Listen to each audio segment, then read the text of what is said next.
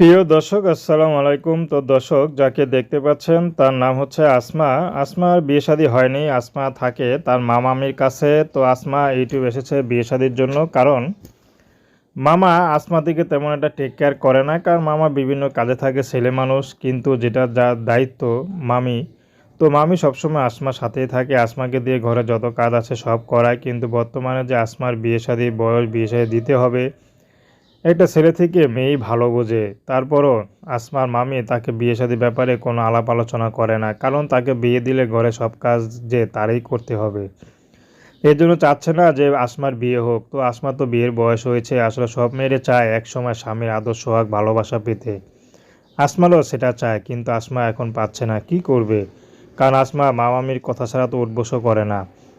তো এই জন্য আসমা গোপনে ইউটিউবে এসেছেন, যদি ভালো একটা মানুষ পায় তাহলে বিয়ে করে এখান থেকে চলে যাবে, কারণ আসমা বুঝে গেছে এখানে থাকলে তার বিয়ে হবে না। তো প্রেম ভালোবাসা বিয়ে শাদী আপনাদের ব্যক্তিগত ব্যাপার।